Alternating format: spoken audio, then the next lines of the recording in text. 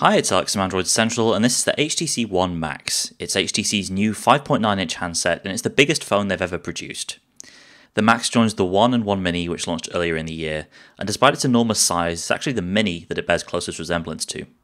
As you'd expect, it's got a brushed, curved aluminium chassis, but there's a plastic trim around the sides as opposed to the shiny, chamfered edges of the regular HTC One, making it feel just a little less premium.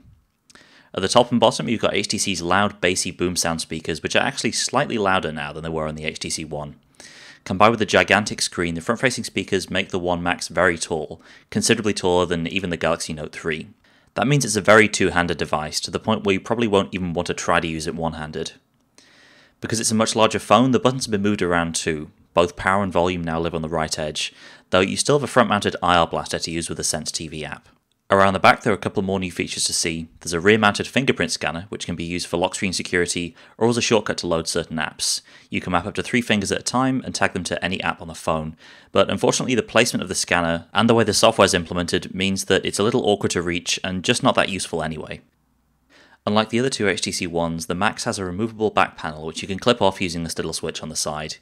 You can't remove the battery, but there are slots back here for micro SIM and micro SD cards, so you can expand the built-in 16 or 32 gigs of storage.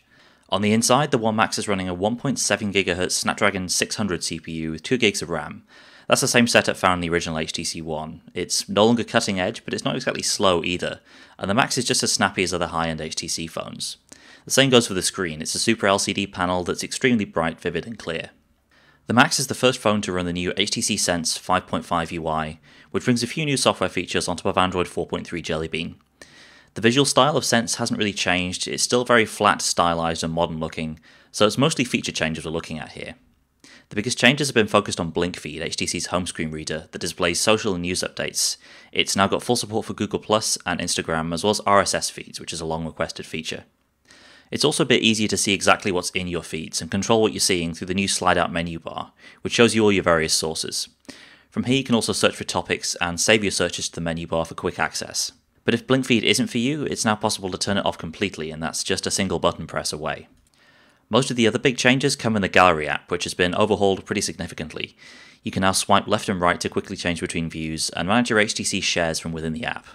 And when you drill down to a folder or event view, you can now swipe to the side and view locations and manage your instant video highlights. And this is another area with a lot of new stuff. There's a new panel that lets you easily tag stuff for inclusion in your video.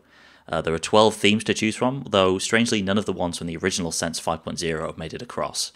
You can also use your own music and video highlights, and in Sense 5.5 if you do this, you can create highlight reels that are longer than the old 30-second limit. And there are a whole bunch of smaller changes elsewhere in the new Sense. You can now customize your quick settings, there are 20 or so to choose from, and you can swap them in or out.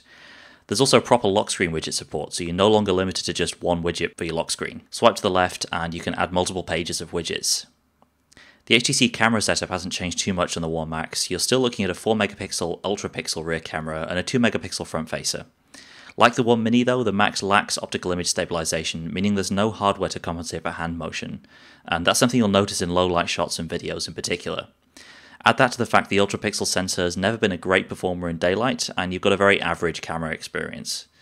One area where the Max excels though is battery life. It's got a 3300 mAh non-removable battery that'll see you through a full day even of the heaviest use.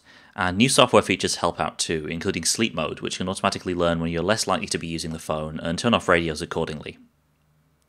So that's the HTC One Max. It's the HTC One's internals wrapped in a larger version of the HTC One Mini's design, with some great new software features and a fingerprint sensor that you'll probably try once and then turn off. It's launching in the UK and Europe later in October, and in the US it'll be coming to Sprint and Verizon by the end of the year. For more on the HTC One Max, be sure to check out our full review on AndroidCentral.com.